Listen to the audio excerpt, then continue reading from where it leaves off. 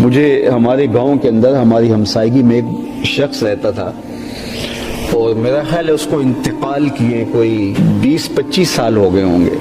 لیکن آج بھی جب ہم کہیں بیٹھتے ہیں اور لوگ بیٹھتے ہیں تو اس کا ذکر ضرور کرتے ہیں۔ اس زمانے میں وہ شہر جایا کرتے تھے، وہ 8 کلومیٹر ہمارا گاؤں شہر سے ہے، تو وہ ڈاکیا تھا، تو جتنے بھی گاؤں کے لوگ تھے انہوں نے کوئی چیز منگوانی ہوتی تو اس کو پیسے دے دیتے، تو وہ ان کی چیزیں خرید کے اٹھا کے لایا کرتا تھا اور پھر لوگوں کے گھر میں ڈاک بھی دیا کرتا تھا اور لوگوں کے گھر کے اندر جو ہے وہ چیزیں بھی دیا کرتا تھا۔ تو آج اس کی قبر پر بھی رحمتیں برس رہی ہیں اور لوگوں کی دعائیں، آج بھی 25 سال ہو گئے اس کو اس دنیا سے گئے ہوئے، لیکن آج بھی بابا ڈاکیا کو دنیا یاد کرتی ہے، اس لیے کہ وہ لوگوں کی ضرورت کو پورا کرتا تھا، لوگوں کے بوجھ اٹھایا کرتا تھا۔ وَتَحْمِلُ الْكَلَّ، حضور کا وصف نمایاں یہ ہے کہ وہ لوگوں کے بوجھ اٹھاتے۔ آپ نے وہ کہانی تو سنی ہوگی کہ وہ بڑھیا جو سامان باندھ کے تھڑے پہ بیٹھی تھی، اس نے سنا تھا مکے میں کوئی جادوگر آیا ہے اور جس کو ملتا ہے اس کا دھرم لوٹ لیتا ہے،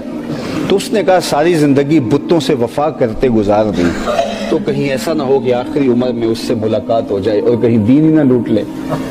تو میں ساری زندگی وفا کی ہے بتوں سے، تو اس وفا میں ہی مرنا چاہتی ہوں،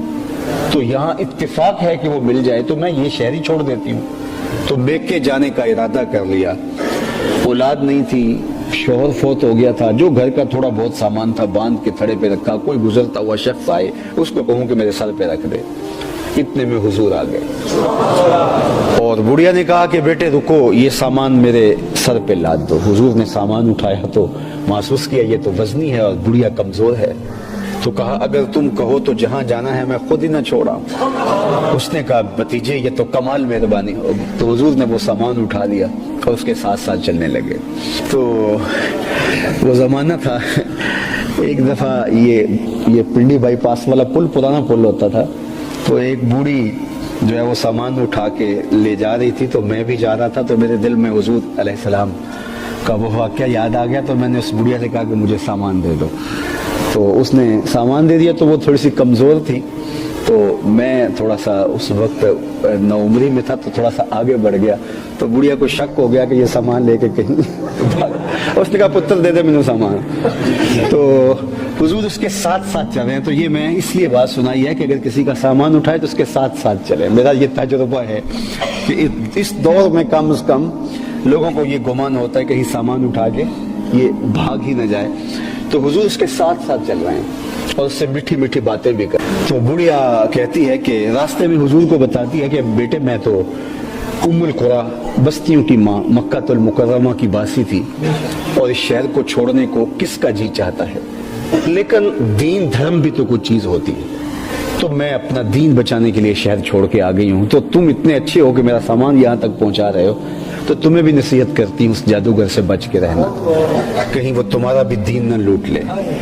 اور پھر سامان حضور نے رکھا تو واپس پلٹنے لگے، تو بڑھیا کہنے لگی بچے اپنا نام بھی تو بتا دے،